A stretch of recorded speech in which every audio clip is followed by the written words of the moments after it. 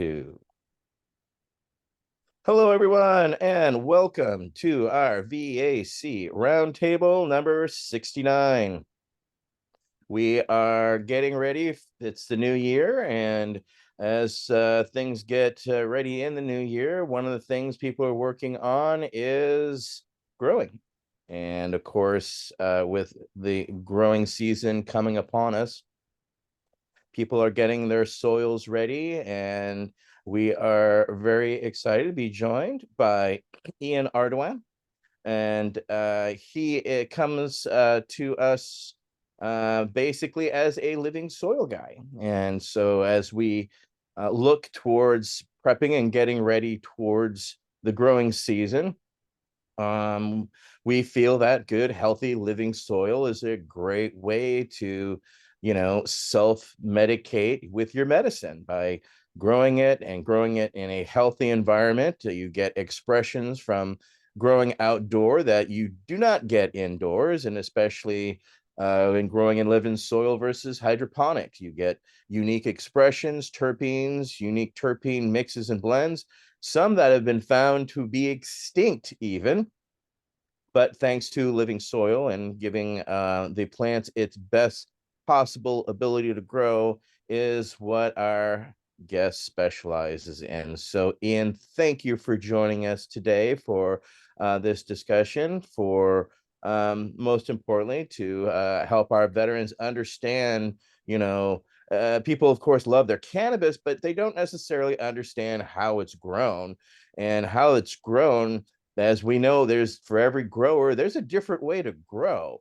But thanks to, generational growers and others, and, permaculture and looking at ways to sustain your local, agriculture, living soil is something that has popped up again in the past few years with cannabis coming online. So let's get into our discussion outright. The first question, Ian, is kind of a multi-pronged one, Yeah. but it is, how did you originally come to cannabis? How did you hear about it? When were you aware of it? How did you get turned on to it? Welcome.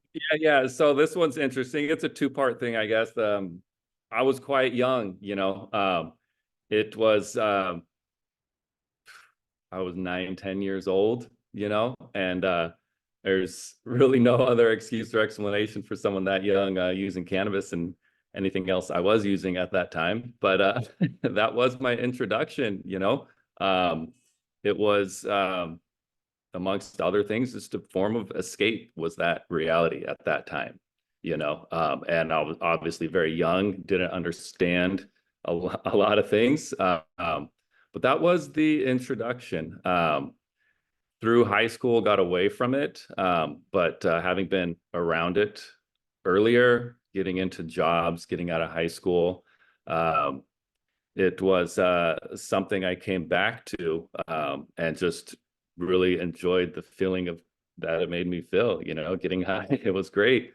And I noticed that it calmed my mind and helped me sleep was the one lasting reason for me that kept it around, just insomnia always plagued me, thinking too much at night, not being able to fall asleep.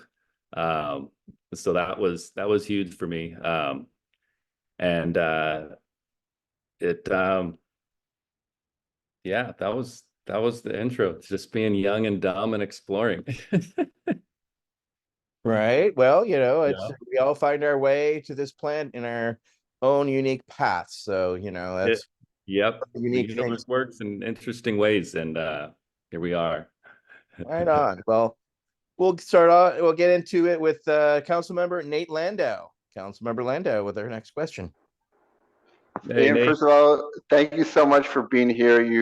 I owe you so much thanks. You are the inspiration of why we do Living Soil. So, just thank you so much for all you do. My question is, what was the driving catalyst that made you choose this as your life direction, the direction in life? Thank you. Yeah, absolutely. Thank you so much for having me, Nate. I really appreciate it. And that's part of that's kind of the second half of the first question of what brought me to cannabis, and then what was my driving force behind it was again, I was out of the home on my own, graduated high school at 17. First into my early 20s, I was in jobs, I was washing dishes, unloading trucks, stuff that was really unfulfilling for me, didn't provide passion in life. And I remember now, I was thinking about this question earlier. I moved into my first home, right? Like actual house that has a yard and stuff. So I had to like mow the lawn, and then space to plant plants, rather than like apartments and stuff. You know what I mean?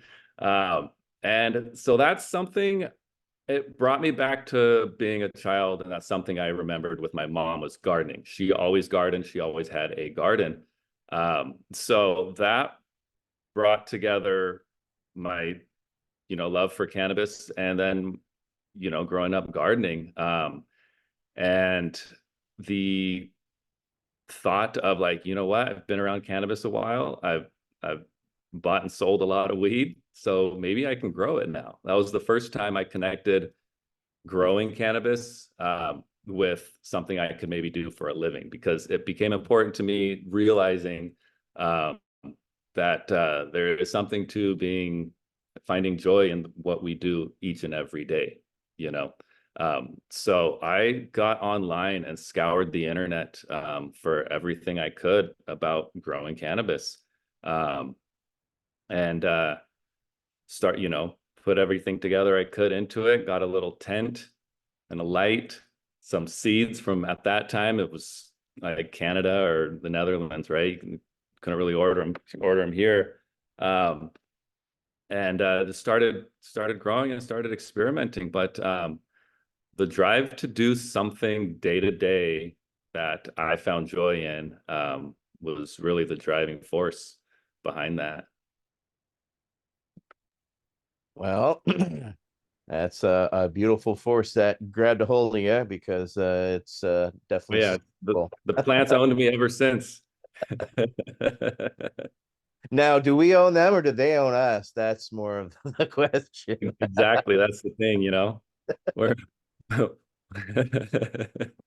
They perpetuate us to perpetuate them. So, it's kind of beautiful, symbiotic in that relationship. Exactly. And it also, it's the harmony of life, and also I'm here in Berkeley, and of course Berkeley was one of the earlier, adopters of, sustainable restaurants, finding things grown locally and produced Right. locally, healthily, so it's key that people do not forget where they are and the amazing nature that is around them. Councilmember Lester has a follow-up. Yeah, first of all, thank you again for joining us. I'm really looking Thanks for having me. Yeah. Can you hear me okay?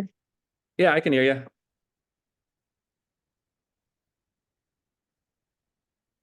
Oh, it's muted, I think. Wade, you cut out. You cut out on us. We can't hear you. We heard you initially. Can't hear you. Muted on accident. You might have pulled the cord out, maybe. Partly. Yeah. Minor technical glitch. Does that work now? There you go. All right. I'm working with a new device here. I love the idea that you sort of explored this idea and started off growing in a tent. What drove you to start exploring living soil? And I know this is something we're going to talk a lot about, but I know in my own work at the very beginning it was Rockwool cubes and general hydroponics 3-part mix. Come a long way since then. Would love to hear about your evolution there. Thank you. Yeah, exactly. Thank you. That's having a history of, just part of my childhood, gardening outside with my mom, nothing you really think about too much. You take care of the soil, add compost, water it. There's the thought of science, the science of growing was not there. The thought of enhancing terpenes or potency, nothing was there. It was just use compost, make good soil, water it, and you're going to grow good veggies, right? So that was in the back of my mind as a really basic concept of gardening, and then specifically organic gardening, right? Because as you know, I grew up in the 80s, early 90s, and that was really about the time when all of a sudden the word organic started to mean something. You know, I remember when there was no fruits or veggies in the store were organic or conventional, right?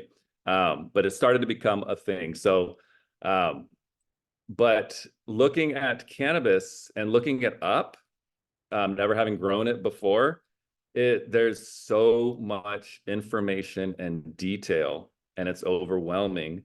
And it made me, anyways, and I think a lot of people go through that same thing. It made me think, okay, you can't grow this plant like you can tomatoes and you know, lettuce and whatnot in the garden. This plant needs something special, right? So you go to the hydro stores that sell all the stuff that you need to grow cannabis, right? And it's like, holy fuck, and shelves and shelves and shelves, aisles of, you know, dozens and dozens of different nutrient lines and all these claims and reasons why you need this, that, and the other thing. So I said, well, you know, there's a reason why this is all here. So that's what I'm gonna do. But I do want to grow organic, right? So of course, you buy the organic soils, you know, either building a super soil or, you know, or just a bagged organic, you know, potting soil type thing. And then picking out an organic nutrient line, right? There's the Fox Farms, the Earth Juice, the Biocanna, yada, yada, yada, right? So I'm going that route. You have a little success, you don't have some success, you have some failures, right? Everything hits right, it's amazing. Something gets off, and you don't really know why. Plants growing like crap, whatever. So doing all of that, but also knowing in the back of my mind, like, man, we didn't need any of this to grow, you know, big old tomatoes in the yard and stuff. So there's like, but that's suppressed, right? I'm pushing that back. I'm like, but that's not how you grow good weed. You know what I mean? So all the while being online, looking on the forums, Overgrow, IC Mag, all of the growing discussion forums, to find out all the tips and tricks and everything I could learn. And then you find the community of organic growers, you know, back then. And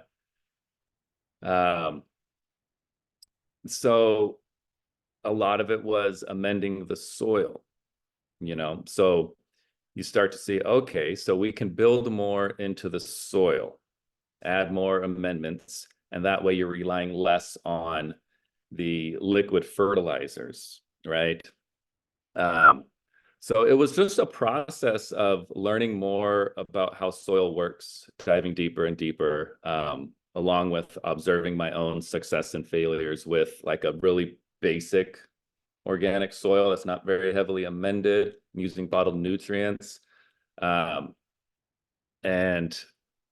really like just getting to that point where you start, just something clicks, I start to recognize like, okay, the more I learn about soil and how plants grow, the more I see that this plant isn't any different, you know.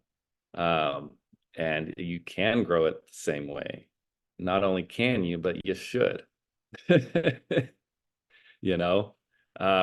And one concept that was kind of new in the organic soil community at that time was reusing the same soil.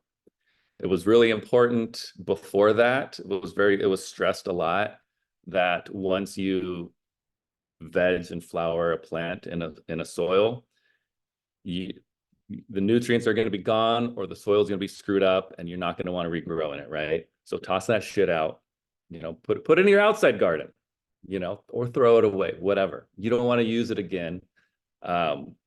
pH is off, nutrients are off or diminished, pests coming in, you know, that kind of thing. So seeing the concept of actually just reusing the soil, it's like, oh, fuck yeah, that makes the most sense I've ever heard so far, right? So dumping out, growing in 5-gallon buckets, dumping out the soil, ripping out the root stock, and then re-amending it. right? Is going to add back the nutrients that you took out. Okay, so we're adding, whatever dry amendments kind of thing, and then replanting in it. And that was the first time, I guess, I really saw amazing results going directly against what the standard way of growing said that you needed to do. And that was kind of like, okay, we need to start breaking all of the rules because they're fucked. The driving force behind cannabis cultivation and teaching and the standard methods used was to sell products, was to sell overpriced salt fertilizers. That was the reason. And because it was to create this, I don't know what you'd like, this special kind of like, because especially at the time, you couldn't grow into a hydro store, and they have an actual sign that says only talk about the tomatoes you're growing, right? So there's this secrecy and like this like mystical aspect of the secret thing about it. And the industry completely took advantage of that and overpriced all of the bottled nutrients, said you need this, you need that, and that got a trench hold in growing. And I'm guessing, it's probably still happens now. It's probably still kind of the standard. I know I've been growing organically and no-till, we'll get into that, for 20 years now, so for me, it's what life is. But I still think we're a fraction of the percent of growers out there. What the first plant I grew, I went to Home Depot and got a little bottle of Miracle Grow. It was blue powder. I thought I was raised to appreciate organic food and growing and gardening, but I was led to that shit, and so it was quite the journey of unlearning all the stuff I thought I had to learn to grow cannabis. So that was, and it was just all along, there's a fascination with learning about soil and the plant soil relationship. To this day, it's, still what gets me, and learning all the time and observing how the plants grow. I want to lean in and just thank you for that. One of the things I think it's really important, especially for folks who are new to growing their own plants, you're going to make mistakes, and that's how you learn, if you pay attention. Thank you. Great story, absolutely. Ian. Thank you. Yeah, it was very frustrating. I used to work for Ed Rosenthal, and I was his general manager. Okay. I used to oversee his gardens, and so when we would go to the the hydroponic stores, when I go in with him, it was impossible to not, to deny why we were there. You know what I'm saying? But they would still just point us to all these, as you said, expensive salt water, which basically they were selling en masse. And then, they would joke behind our backs. They would call us, because I'm from California too here. And they call us 49ers. We were the new gold. Okay. The new gold rusher. So, it's like, oh, so you even got slang for us, to oversell us, so you'll take all of our gold. Gotcha. Duly noted. So it's just, yes, I think a lot of us came from that same school, because again, the grow information out there was very limited, unless you came from a growing family or a growing environment, which can be quite popular in Northern California. You really wouldn't have. So your journey is one myself I've taken, Wade's taken, and various others, as we have, as you so correctly stated, unlearned what we've been taught via the high times and the hydroponics companies that took advantage of a time and a place of which they can no longer. And of course, we're also seeing their time and place slip away. So that's there's a shift that's happening, and the reason why is because you at Mountain Organic Botanicals amongst others, you're using these products and exposing people to, organic living soil products, and it's showing them firsthand, why, how, and helping them understand why your product seems to smell better, is nice. It's all the things that, make a product on the shelf, robust and, rich in terpenes and scent, etc. Mhm. That's a whole cycle to get through to arrive at that product that many people are not aware of. So this is just Exactly. one part of the journey, which is soil, etc. But you were talking about, things that were available back then. You had things like earth juice, which, was Mhm. one of the early organics, and if you got it right, you could get it right. But if you got a bad batch, you had a bad time. So, Right. it was, it also taught growers to be more self-reliant than on the hydroponic stores as well, because we all came to the understanding that we were being sold a line of bull, but we have Mhm. to all find it out in our own time, as we talked about our tomatoes, right? So Exactly. we will carry on to our next question with Council Member Jones. Peggy, you're recognized. Thank you, Jen, for that wonderful introduction, and thank you, Ian, for joining us this afternoon. Thank you. So, coming to cannabis, we often hear it called weed, and when I hear the term weed, I'm like, oh, weeds grow anywhere. So Yeah, yeah. that brought to the question: is there a difference between the way you prepare the soil for the cannabis versus your ordinary garden plants? Right, and that's a good question. In regards to growing vegetables, tomatoes, peppers, eggplants, all like your food garden. And that goes back to what we were just talking about unlearning and then going back to it's the best way to grow a plant, regardless of what type it is. So towards plants we're growing for yield, size and yield, harvesting fruits. No, there really isn't. I use the exact same soil. Cannabis, tomatoes, all herbs, the whole range of like anything you'd grow in a home veggie and herb garden.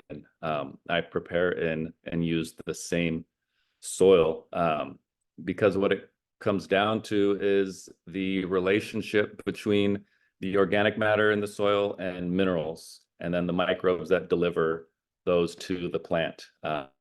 And that relationship is the same no matter what plant you're growing, right? Now you can get really specific, and one might point out, well, this plant demands more of that, or this plant demands more of something else, right? And that's the beauty of a living soil, and what I describe as like a high humus, high mineral soil. It's kind of like a buffet for the plant. Just because it's there doesn't mean the plant is going to be force fed it.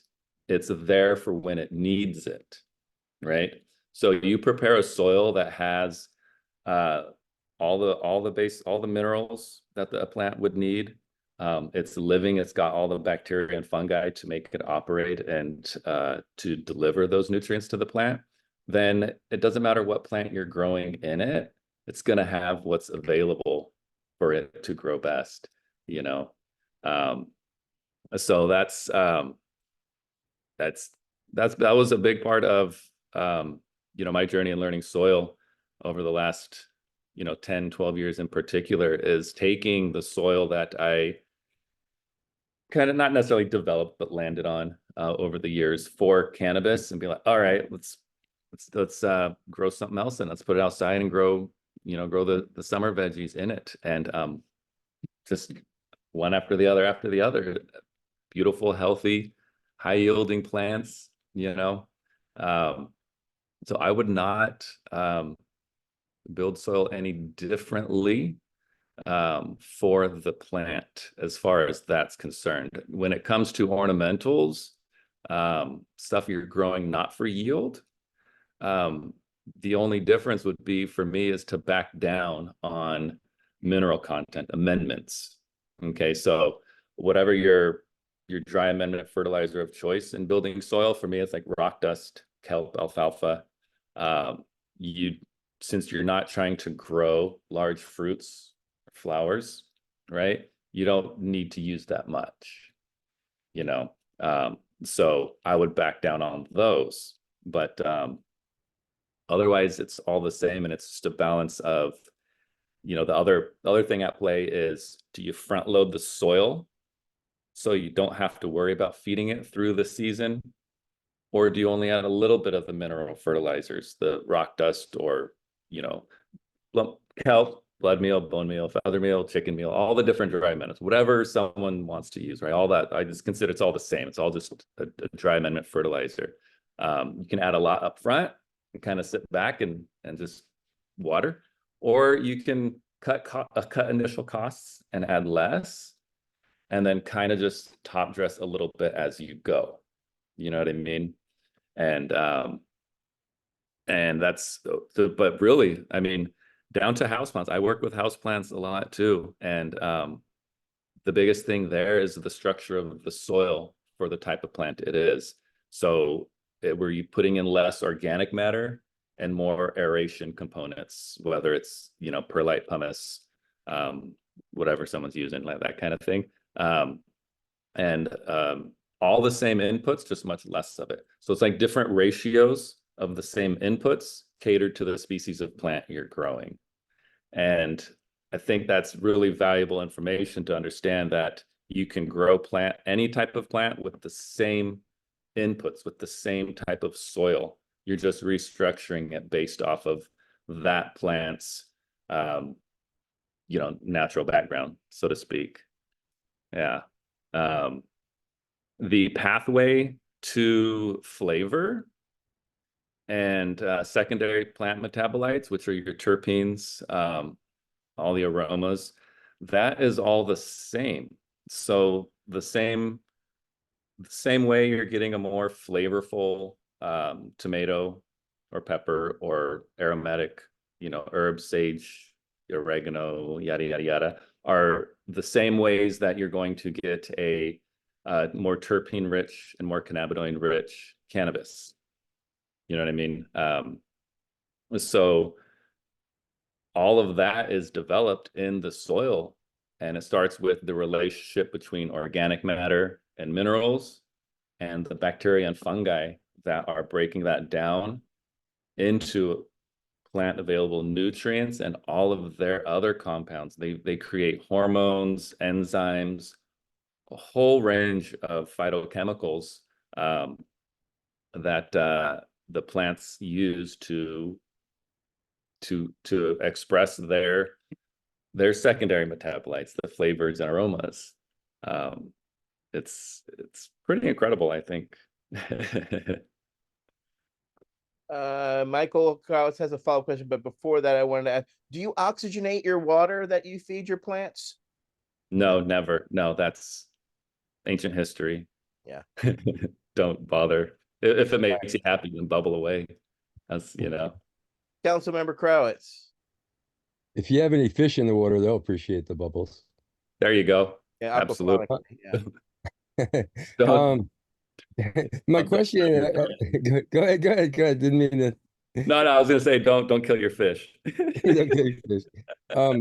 My follow-up, it's just sort of, thinking out loud or whatever you might call it, but tell me if you see in the same thing. I'm sort of seeing or feeling sort of a parallel here when you're talking about full spectrum extracts and cannabis and people using that for medicine and discovering more benefits from a full spectrum extract, even though it has the same maybe THC number or whatever, CBD number or whatever, versus just a single cannabinoid preparation. And then what you're saying about living soil, I don't know, just in my brain it's sort of kicking out like a pattern recognition. Yeah, exactly, because it is the relationship that the plant has with their microbes in the soil that can help develop flavor and aroma. Because we got to remember, those are all compounds that plants create to protect themselves, right? Weed doesn't smell great because it wants us to, well, that's potentially a different conversation. But you got all the herbs, lavender, rosemary, sages, mints. The list goes on, obviously. And the plants create these compounds to protect themselves, because when bugs want to go and eat that plant, it's too bitter, too strong a flavor. They don't like it, right? And it is microbes in the soil that live on the plant's roots. There's an area called the rhizosphere, which is just a really short, minuscule layer around plant roots that bacteria and fungi live on and exchange compounds with the plant. So in the living soil, that's in place. And there's thousands of different types of chemicals, exudates from the microbes going to the plant that specifically enhance terpene production, all of it. It's a group of compounds called secondary plant metabolites. They're secondary because they're not primary growth reasons. It's primary metabolites are what a plant needs directly to survive, but secondary ones are the ones that are different from plant to plant. And some plants don't have an aroma, some plants do, right? So THC, the cannabinoids, terpenes, ketones, flavonoids, all of those things are able to be enhanced by microbes in the soil. So when you put a plant in a sterile environment, hydroponic, and the only thing the plant is getting is what you're feeding it, you're taking away a laundry list of compounds and interactions that we still do not fully understand away from the plant, right? So to get the best full spectrum type of extract from the oils, the resins, that a plant is making, allowing it to grow in a body of soil that it developed all of those in and has all the interactions is going to be the best way, Councilmember Laughter has a follow-up. Yeah, it's as much an observation, but I'm loving the depth that you're going here, Ian. Thank you. I'm completely agreeing with everything you've said so far. A question is, do you have formal education in this matter, or is this self-education? And that's coming from paying attention to the plants. Thank you. Absolutely. Thank you. Self-education, really. I'm a college dropout is what it comes down to. So I don't have any formal education in science, in biology, in botany, absolutely none. But in my obsession, you can call it a journey, I call it an obsession, right? Towards learning the most I can about how to grow the best organic cannabis I could. It ultimately led me to college textbook research papers. So I've read everything I could and still have a long list of these research papers to read. I mean, stuff about plants and the relationship with clay minerals, secondary plant metabolites and the relationship with rhizobacteria. I mean, to take observations that I didn't understand in plants, like I'm adding this or that to the soil and the plants are growing great. I know what I did, but I don't necessarily understand what's happening, right?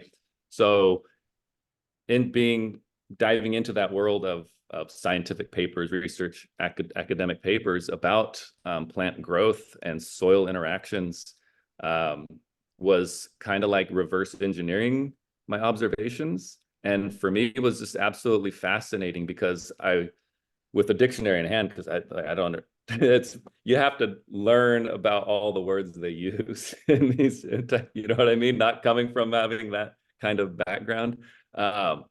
But to be able to read stuff in science that explains what I see was just so fascinating, and that's been you know, I can't pretend to understand all of it. I can read something and be like, okay, I kind of get that. And I do the best I can to put two and two together. But yeah, it all led to mineral, organic matter, microbial to plant interactions, and all of the exchanges that go on there. And the amazing part is that in practice, you don't need to know any of that. It's the simplest thing in the world. It goes back to gardening with my mom, you know, making compost and mulching, you know. We don't need to know any of that. We don't any of the science. We see what works. We see, you know, it all comes from the ecosystems in place around us that have been there long before we have, right? And the seasonal process of growth and decay, you know, spring, summer, fall, when, you know, the whole process of that's what we replicate. And that's the thing that's important for me, is that's how life works on our planet, right? That's what we've been dealt with. So let's do our best to continue that and to allow that to thrive in our gardens. You know what I mean? Because you can't beat what life says, the way life says it lives. That's the process. So let's nurture that. And nurture it we shall. Next up is Councilmember Michael Crowitz. Councilmember Thanks, Crowitz. Etienne. That's great. Yeah, it's great to be able to share a little bit of time with you, man. I really appreciate your insight, as Wade was saying. You know, we're now getting into a new phase of our activism. We're pioneering, you know, sort of the next level of activism. We're working beyond legalization, kind of looking, you know, what's going to happen next after the federal government does whatever it's going to do and the president signs it into law. Mm-hmm. And we're looking at being able to get back to kind of where we came from, you know, looking at being forced indoors to grow indoors under lights as an aberration of the drug war, Mm-hmm. and looking at what our friend Robert Connell Clark called the genetic ceiling that we experience with that indoor growing. You know, some of us remember, very few of us, I guess, at this point, remember some of the really outrageously cool, I mean, extraordinary cannabis varieties and products that were available before we were driven indoors under lights by prohibition. You know, stuff from around the world, often from places that were formerly colonial subjects, places where they've gotten no benefit sharing for their genetics and stuff that they shared with us liberally to try to protect them from extinction under the drug war. And it's time for us to try to repair that damage, help those farmers, help those communities, give back, and create the world that we want to be in. And part of that is this understanding of cannabis appellations, and cannabis appellations requires on this, you know, it flows from this idea that you can get a specific product that can only come from a certain place, a geographically specific indication, as they call it, and under what they call terroir. So the question comes down to, you know, basically, you know, what do you see in that, and, you know, from what you know of all that, and what part of that does living soil play in the terroir and that discussion that Yeah, world? absolutely. Living soil is going to allow the composition of the land you're growing on to best express itself in the plant. The different geographical difference in you know, the end product when it comes to, you know, flavors, aromas, effects, et cetera, stems to, I guess, two things. In regards to soil, it's going to be the mineral composition. And different ranges of minerals can translate to different terpene profiles, et cetera, being more dominant versus others. So, and in regards to living soil, it is the ability of the soil to deliver those minerals to the plant that will determine how it's expressed. So the more living the soil is, the more microbial activity, the more established the fungal networks are, all of that is going to lead to the plant having the most potential available to it of that body of soil, right? Besides that, it's the environment.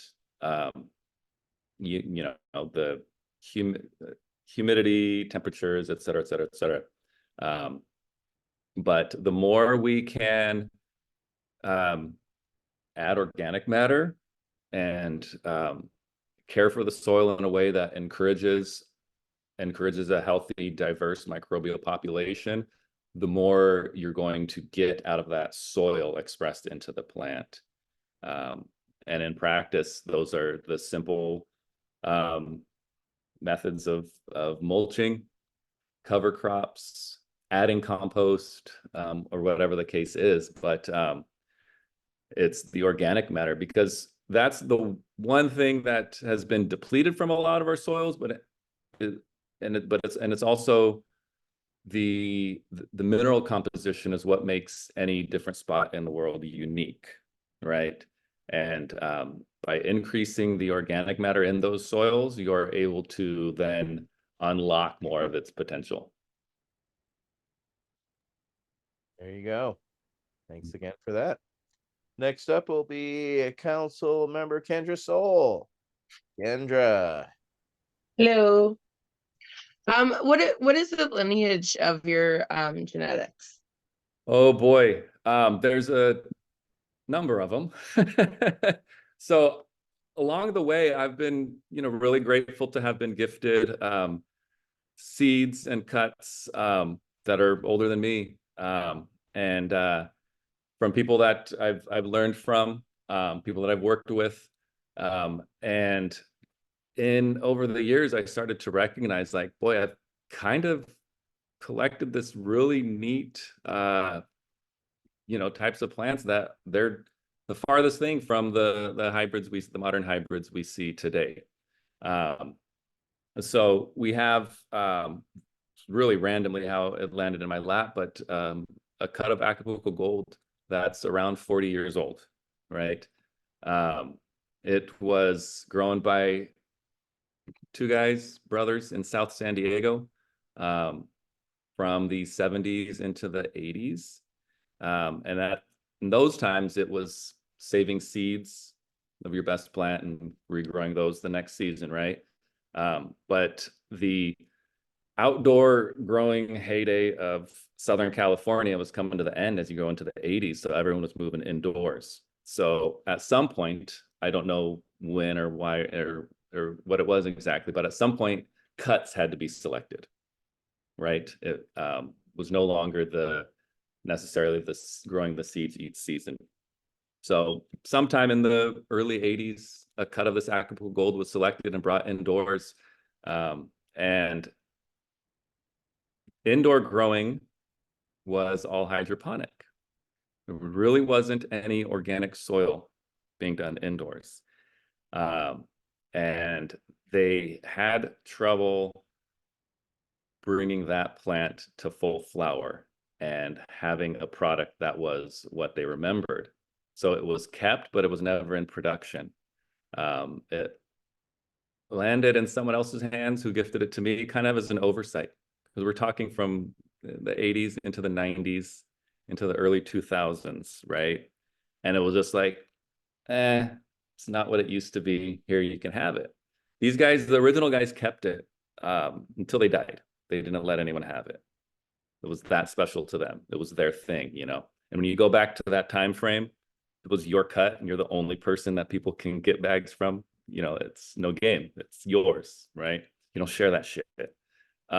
So these guys were getting up there, and he called the guy I got it from. It's like, hey, you want it? You can have it now. I'm checking out. Someone needs to take it. So it was this other story I was told was kind of on his deathbed kind of thing. He got it. Years go by. It ain't growing for shit in hydroponics. He kind of started to think, he pulled a fast one on him, like, oh, that fucker, he didn't even give me the right one, kind of like a joke, like a last joke kind of thing. They were lifelong buddies, and so I started to vent. They had a dispensary. I started to vent to them in my earlier years of starting to grow a little commercial. And he liked the stuff I was bringing in.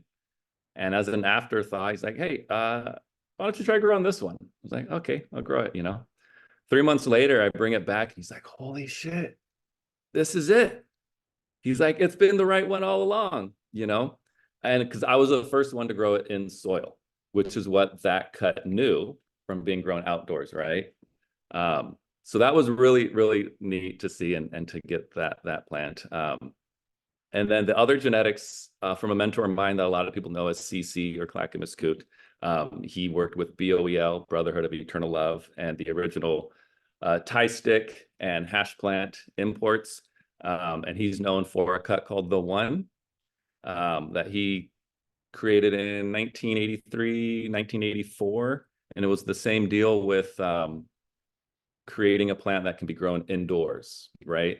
So the cross was of the Thai stick, the Thai plants that everyone wanted at the time, onto the frame of a hash plant, right? Because back then the indicas, the Afghan plants, weren't necessarily sold as flour. It's what you made hash with, right? But it had the structure and quicker flowering, shorter plants, quicker flowering time that could allow it to grow indoors. So that's what was going on, was crossing these long flowering sativas that you're able to grow 20 feet tall outside in Southern California to the quick flowering indicas, Afghan plants. So there was a different number of seeds of these old Thai and Afghan lines that I was gifted and blessed with, and found my own cuts and actually started to grow them a little bit commercially in my small garden in my garage, and get those out to medical shops, from San Diego to Ventura. And people loved it. And I loved that they loved it. And they knew that it was different. And it had this story behind it. So I decided that I wanted to start making seeds with them, because I could only grow so much flour. But if I made seeds, I could get these genetics into a lot more people's hands, So that's what I did. And the interesting thing about like the cut, The One, and these older cuts, the Acapulco Gold too, is you have a plant, it's one expression, right?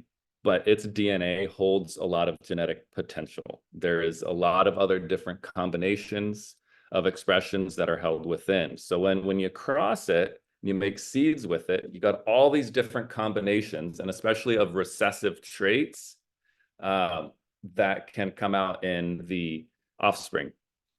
So I started to cross them and see all the different types of genotypes, all the different expressions of these really old genetics, and kind of like separate them, and kind of start working lines down of each one. So that's been my focus, is to put a lot of these repopulate seeds of these old cuts, and then get the cuts into seed forms and pull out different expressions that are hidden in their genetics. And that's what I've been working on for several years now. It's been a lot of fun. Thank you again for that. Next up will be Councilmember Laughter. Wait. You have to unmute yourself, sir.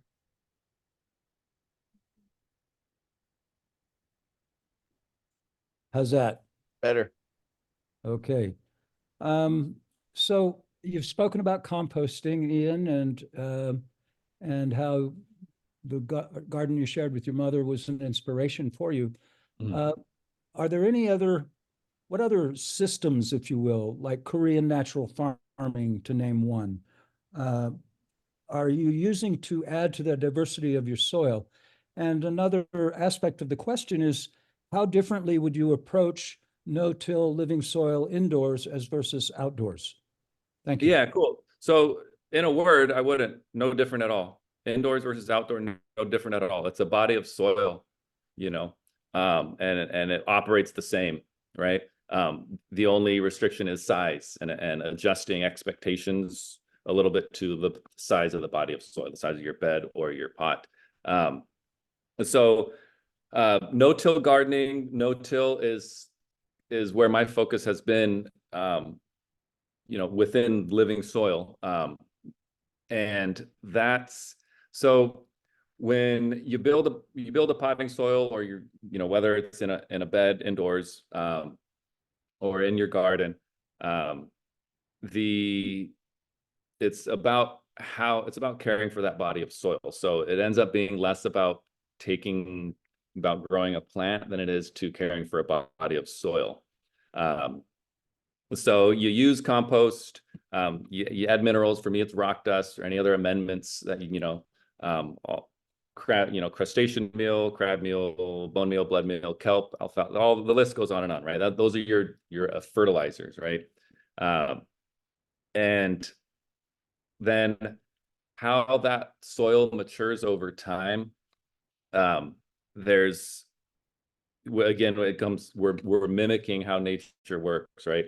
So everything. So as far as what other systems, let's address that. What other systems are being used? Mulch, right? Cover crops and companion planting. Those would be the three extensions of living soil that I would say kind of round out the whole system, right? Cover crops, big thing with that you're going to hear is legumes, clovers, alfalfas, and the term nitrogen fixing, right? The air is composed of something like 72% nitrogen. There's no reason we should need to add outside nitrogen fertilizer when it can be pulled directly from the air. That's kind of the goal, is to have a system in place where all of your nitrogen needs are free, right? So through cover cropping with legumes or companion planting, because legumes, it's peas, it's beans, lupins. I mean, once you start getting into it, there's a lot of plants that are nitrogen fixing. And what that means is there's bacteria called rhizobium that live in those types of plants' roots that are able to take in that atmospheric nitrogen and deposit it in the root, in the root nodules. So you're adding an important source of fertilizer from growing legumes, whether it's large cover crops or like interplanting. If you have rows, or however it works, and you're growing permanent rows of clovers or alfalfa in between, kind of thing. And then that's coupled with interactions in the rhizosphere, in the root zone, because soil is not living without the microbes in the soil, and the microbes in the soil are not stimulated to live without roots to interact with, right? The more roots we have in a soil, the more of those bacteria and fungi and the diversity of them that we're going to have. A big concept, and this goes back to kind of like unlearning what we learned kind of thing, is competition in the soil. Now, there are, of course, times where that exists, but the statement of just having other, like, I'm not going to grow other plants with my cannabis because they're going to steal nutrients. Like, that statement needs to go away, right? What is a reality is the size of the plant, right? So don't grow an 8-foot trailing cherry tomato in with a 2-foot cannabis plant, because it creates dominance, right? You want to make sure your main crop you're growing is the dominant plant in that body of soil. That allows it to kind of be the orchestrator, so to speak. All the other plants are working for it, right? So that's the one thing to watch out for, is which plant becomes the dominant plant. It's like a hierarchy, right? So in growing cannabis, it's our large plant, it's our tree, right? And then you can have your mid layer and then your bottom layer, trees, shrubs, ground covers. So that's kind of like the main crop, companion plants, and then cover crop or living mulch. Okay. And then same thing, like I touched a little bit earlier on interactions of microbes towards towards cannabis and enhancing terpenes, right? So there's a whole group of they're called PGRPs, plant growth promoting rhizobacteria, and they're highly related to terpene production, you know, to flavors, aromas in plants. So when you are growing different types of aromatic plants together that naturally create relationships with microbes that enhance flavor and aroma, you're going to have a better consortium and availability of those types of microbes altogether, right? So microbial root stimulation is important. That comes from the cover crops to companion plants and to your main crop, to your cannabis. And a large part of nutrients going forward long-term in a no-till system is just mulching. Everything that we don't consume goes right back onto the top as mulch. And there are loads of nutrients in the stems, the leaves, and the roots of plants that the microbes will decompose, turn into organic matter, and become available to the plant immediately. So the longer you grow plants in the same body of soil, the richer it gets, the less outside inputs you need, the more living it becomes, the more bacteria and fungi are in the soil, right? And their ability to deliver nutrients to the plant becomes more efficient, right? So they're able to utilize nutrients and compounds more efficiently. So it's two ways that your fertilizer needs go down, right? One, because you're just adding more back to it, but two, because your populations of microbes are developing to work more efficiently and that the plants need less. So it's pretty fascinating stuff. Councilmember Laughter has a follow-up. Actually, Nate raised his hand before me, and Oh, I'm sorry. I'm going to slightly change the subject. So let's stay with Nate. Nate, then wait.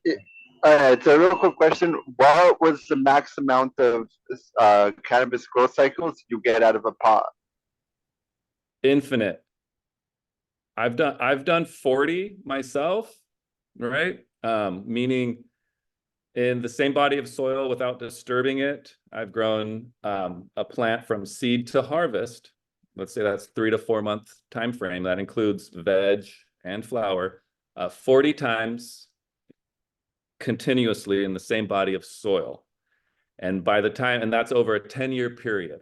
So it's an average 10 to 12 years. So an average of 3 to 4 harvests a year indoors in 20-gallon, 45-gallon, 60 and 100-gallon pots, right?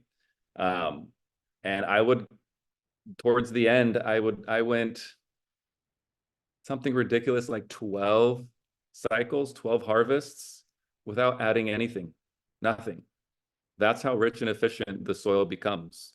And once, like, you don't need to grow a plant 1,000 times in it to know that you can, because you start to understand and see the process and how it works. It can go on indefinitely. It goes back to how life works on this planet, the soil that has been in place for millions of years, and we're just doing our best to replicate that. And as long as we're caring for it in that way, it's really simple, then it will never stop. It will absolutely never stop functioning in the way it needs to grow amazing plants. The only thing that we pay attention to ultimately is replacing what we take out. You know, that's an obvious. The only thing we're taking out, let's say if you're strictly growing for cannabis flower, are the flowers themselves, right? So you think you have a massive plant, you have a massive root system, stem structure, and all these leaves, right? And that's 99% of the plant, and you're only taking the flowers. So all of those minerals, all of those nutrients fall back and go back into the soil. So we're just replacing a little bit, and it's super simple. I've found like it's what I offer with my business: rock dust, kelp, alfalfa. You don't need much. You don't need a lot of different variety because all those break down to the same minerals. So you just add a little bit back each time or every few times, you know, it's up to case by case basis, and you can go on forever because it's what we see around us. Yeah.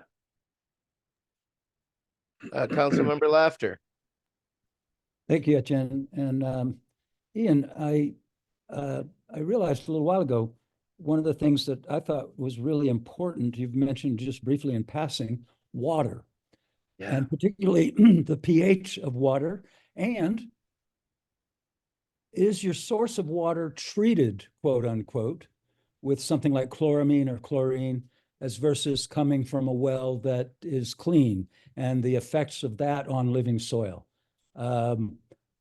Yeah, I bet you got something to say about that.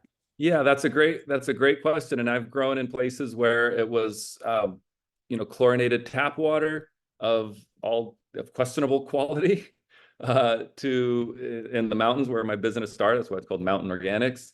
That was pretty darn good water. And then now I'm on unfiltered well water. And the nature of living soil is, you know, as you might guess, is that it adjusts the chemistry, the pH of itself naturally, all on its own, you know.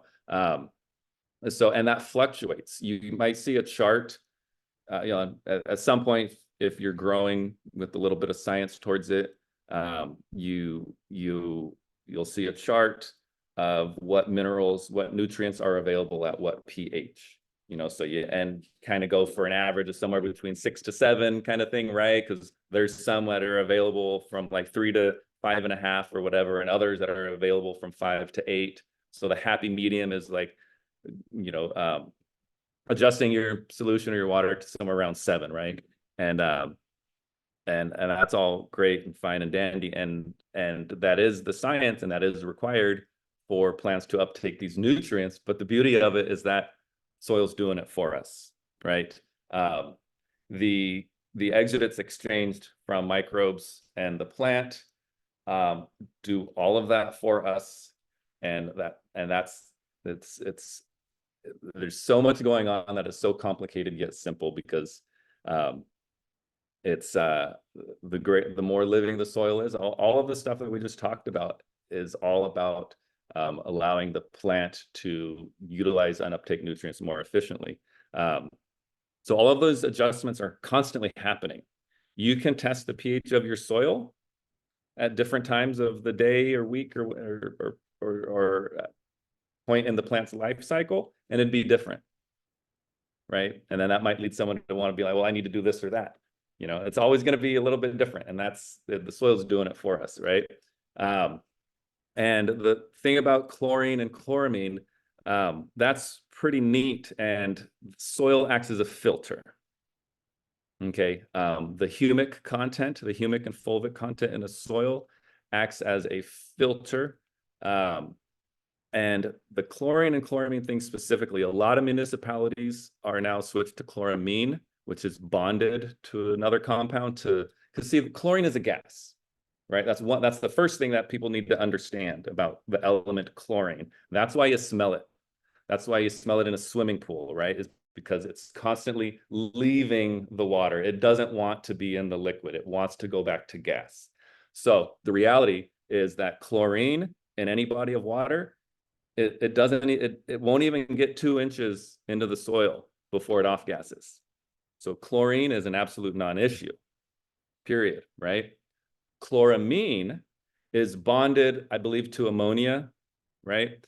And the microbes in a soil break that bond, right? So the chlorine is released to the air, and the ammonia is breaking down to ammonium nitrate, which is a nitrogen, right?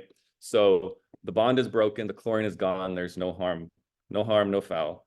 Chlorine and chloramine itself should not even be a concern for anyone other than hydro stores wanting to sell you reverse osmosis units. I think that was been a huge driving force in making people afraid of chlorine to be forced to buy reverse osmosis units. One of the best experiences I had in growing was stop using a reverse osmosis unit and start using my tap water, because all of a sudden my plants started to get all these range of minerals that were missing.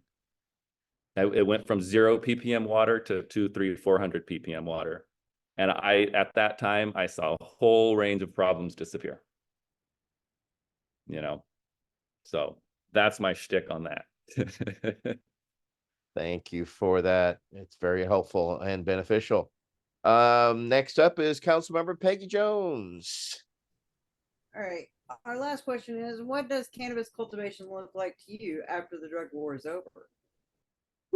So, I mean, my area of study has been the plant and soil, so I don't think my opinion really matters on that. But, you know, it comes down to any industry, and it's a double-edged sword, right? Because it comes down to it being a commodity.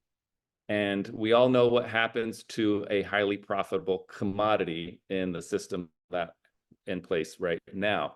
So it does two things. One, it allows a lot of people the ability, and we're seeing that right now, to grow the plant and offer a product that is mediocre at best, and there's you know, nothing else behind it other than it being a commodity. But it also allows a lot of innovation and diversity, and that's what I would love to see take place. And I think we are seeing that. You know, small batch, you know, small farms, small growers, and just having that extra care put into cultivation and the wide range of plant expressions that can come out of it. You know, it's I think it's the nature of the beast. You know, there's gonna be the you know, profitizing it, and then there's gonna be the maybe, like, I don't know, the underdog kind of you know, rise of some really cool stuff going on, you know, and hopefully we can keep that going on the forefront, you know. Peggy has a follow-up. Yes.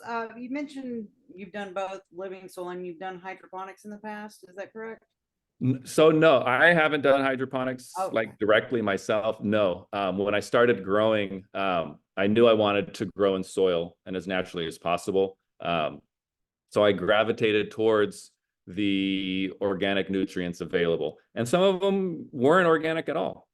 You know, they're by companies that sell both organic and non-organic, and you're sold this like you need this, and you look at the lot of phosphoric acid, ammonium nitrate, yada yada yada, and you're like, all right, I guess the plant need, and then you just realize it's just, you know, overpriced salts. So All right. Well, thank you for this, Ian. Do you have anything coming up or something, a product that you're more than welcome to plug anything that you have going on? I know that you are with, of course, Mountain Organics Botanicals. But yeah, thank you. So I have two sides of my business. My passion for growing has grown into two businesses. So you can find me at mountainorganics.net. That's where I offer all of my gardening products. So we have stuff from cover crop seeds to soil amendments, the living soil pots, and then my line of botanicals for both foliar spray and soil drench. That's a whole another topic that we didn't get into, but I extract botanicals to be able to you know, feed back to the plant that are natural plant growth hormones, and then also the same compounds to act as a natural pesticide, right? So check those out on my website. There's a line of botanical tonics that are more veered towards plant health and growth stimulants, and then Leaf Shine, which are kind of like an enhanced version of of like a neem oil that includes a lot of cool compounds to encourage plant health at the same time, as well as essential oils, things like that to naturally take care of pests. And the other side of the business are the cannabis genetics, the seeds. Those are all available on mobseeds.com, mobseeds.com. Our packs are 15 seeds, all regular. On my Instagram at Mountain Organics. In the story highlights, you'll see tons of pictures and information of everything, and the descriptions also on the site. And I wanted to offer just, for the viewers here, buy one, get one on the seed packs.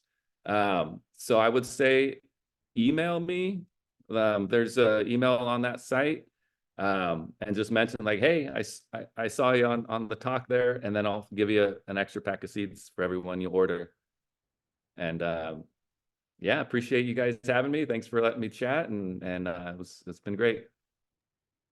Well, thank you absolutely very much. I would like to thank our guest Ian Ardoin and our regular members Michael Crowitz, Peggy Jones, Nate Landau, Wade Laughter, and Kendra Soul, and myself, Etienne Fontaine. Thank you very much for a very enlightening conversation, Ian. And this has been V.A.C. Roundtable number 69, Ian Ardoin. So have a great night, everybody. We'll see you in a couple of weeks. Thanks, everyone.